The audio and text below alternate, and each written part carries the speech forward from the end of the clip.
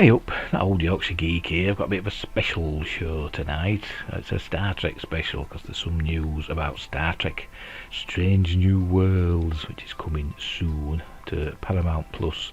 There's a sneak peek video and a poster reveal, which I tried doing a live stream last night about, but that all went wrong.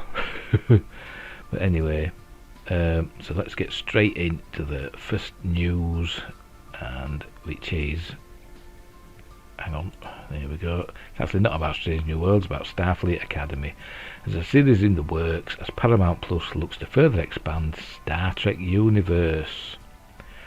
The Star Trek universe on Paramount Plus is going back to school. A new offshoot Star Trek Starfleet Academy is in development at CBS Studios and Alex Kurtzman's studio-based secret hideout for the Viacom CBS streamer, sources said. That was a mouthful, wasn't it?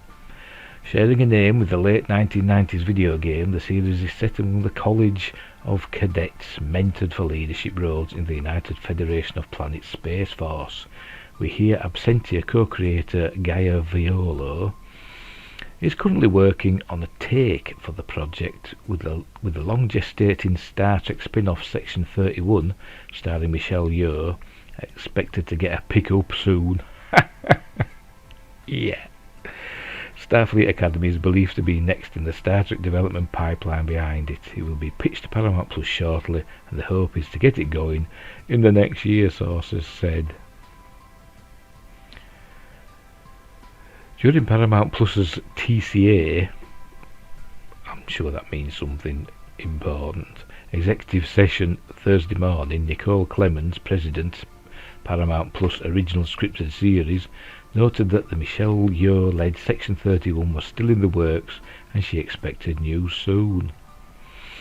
Star Trek boss Kurtzman, speaking during the Star Trek Strange New Worlds panel later in the day, confirmed the latest growth spurt in the Trekverse to Deadline. He revealed that there is another one besides Section 31, but added that he wanted to keep tight-lipped about the new series.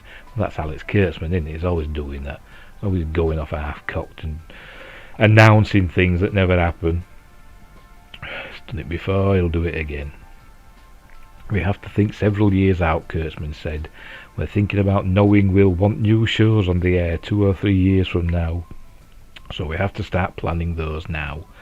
There's a bunch of things in development now that are starting to take shape, and we're super excited about it. Excuse me.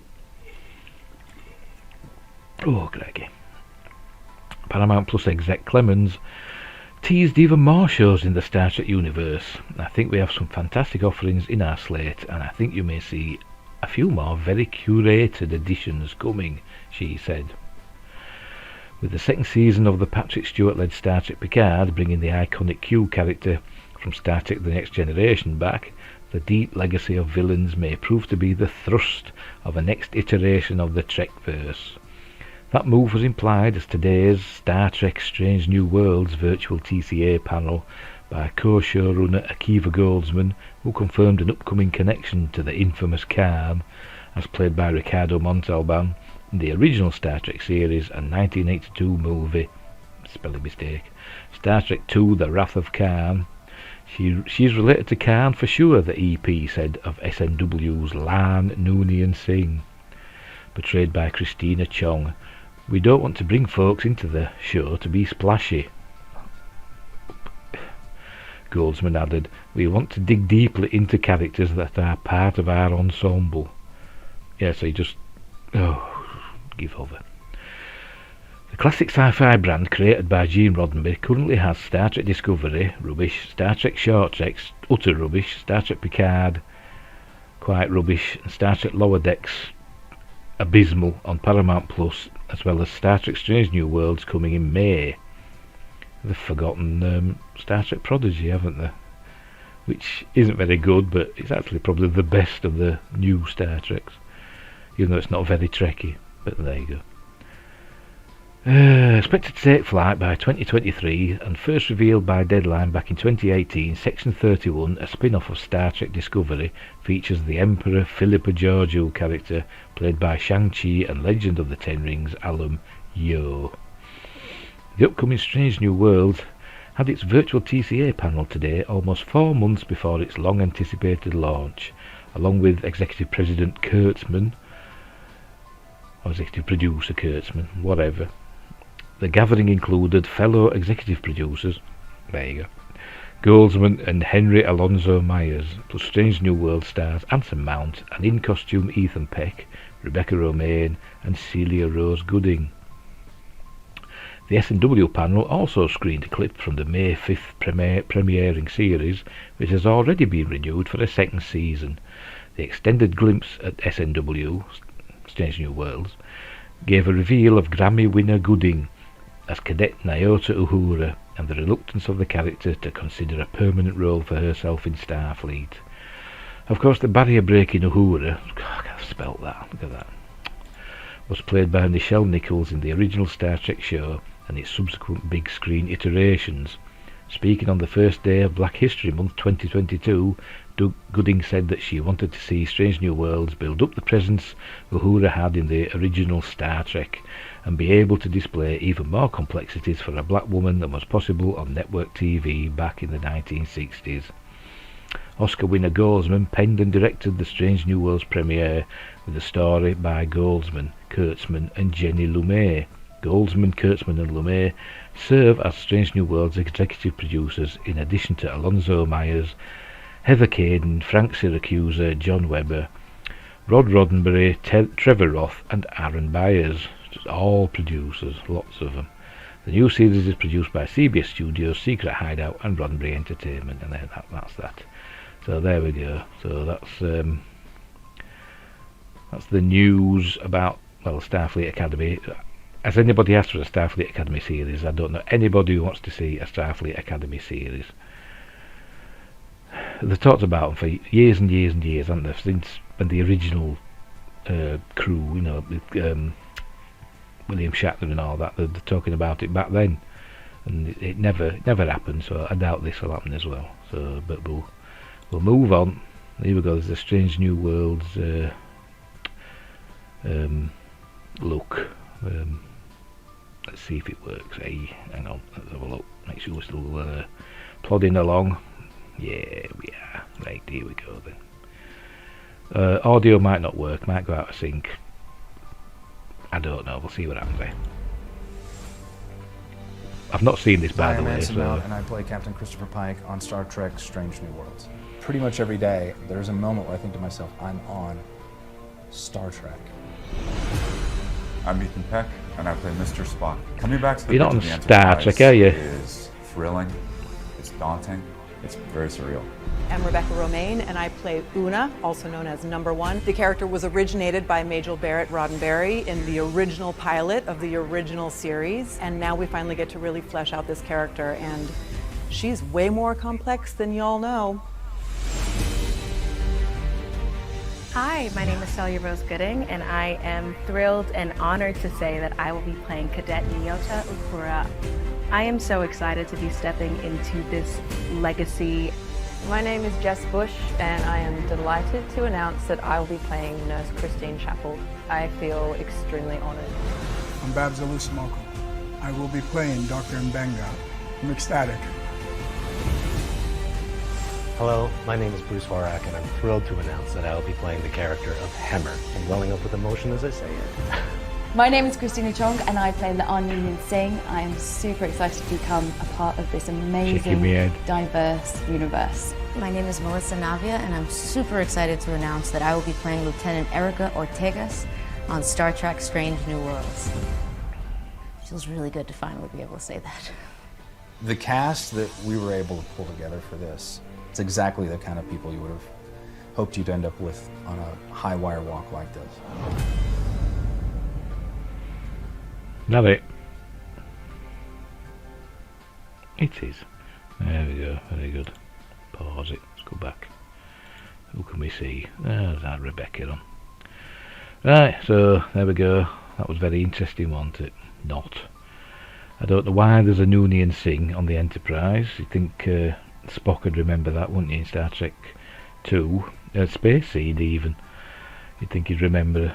Hang on, there used to be a Noonien Singh on the crew not that long ago, Captain. But no. And why have they got Uhura in there? I don't know. She's a cadet. So where was she in Menage the Cage thing? Or is this after the cage? I don't know. Yes, it must be. Yeah, it's after the cage, isn't it? Because they mentioned it in season 2, didn't they? The events of that season 2 of Discovery. So my mistake. But even so, there's Dr. Mbenga, the chief medical officer. Does he get ousted by Dr. McCoy when McCoy comes aboard with Kirk? I don't know.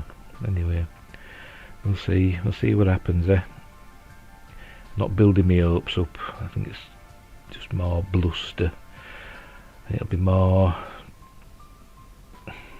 badly written sci-fi. That's what it'll be. So we'll see what happens there. Anyway, on to the next thing. Yeah, this is another story. Strange New World show and confirms Khan link, and obviously there he is, Ricardo Montalban, the late great Ricardo Montalban as Khan Noonien Singh. We played, of course, in the first season episode Space Seed and Star Trek II: The Wrath of Khan. That's where that picture's from, obviously. Let's have a look at stuff we've covered already. I think she's related to Khan for sure, but why have they got a Khan there? It makes no sense whatsoever. And next, Uhura's backstory. I mean, she looks a nice enough actress, but obviously Uhura grew her hair out before Kirk took command. It says she's a Grammy-winning performer, so maybe she'll be singing. Obviously Nichelle Nichols is a great singer, so maybe this Uhura will sing for us in this new series. We'll see what happens. But I don't really know, why we're covering, Uhura's backstory. Will this actress, do her justice? I mean, Uhura, Nichelle Nichols, she was just an amazing character. It's just grace, the epitome of grace on the screen. It's just an amazing character and an amazing actress playing it. But they've decided that, there we go, played homage to the level of brilliance and grace Nichelle Nichols brought to the role. See, I couldn't have said it better myself, but we'll see what this new actress brings to the role. But while we're at it, let's get rid of that then. We've got some pictures. They've released the poster. There it is, the poster for Strange New Worlds.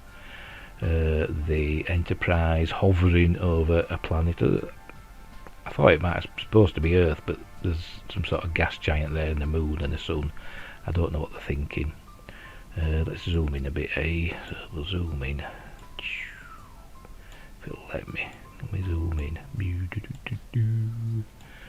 There we go.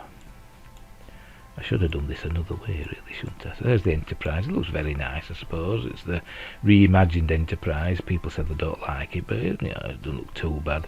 Could be worse. Could look like the Kelvin Universe Enterprise, which was bloody awful. But there's a gas giant there, so we're on a moon of some gas giant. I don't know, but there's a Joshua tree and a city in the background, and I'm guessing that this is supposed to be Captain Pike on his horse. Is it Tango, the other one? They had two, didn't they? But he said he used to go out for a picnic lunch near Mojave, where he grew up.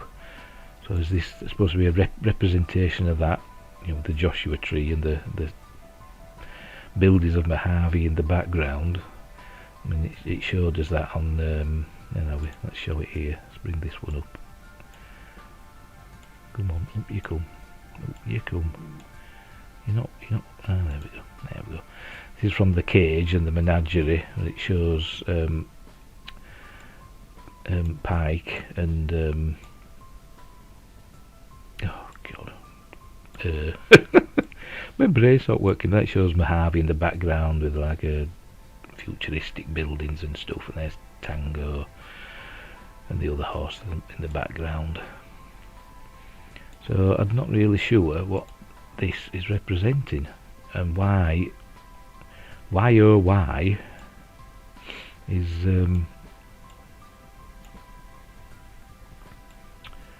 the Enterprise hovering just above the ground. I know it's only a poster and it's art, but it's art and it's supposed to be just a representation, but these new Star Trek people, they don't like having spaceships in space. They've always got to be hovering just above the ground or floating through the clouds or some other stuff like that, or under the sea. Oh god, hated that in Into Darkness.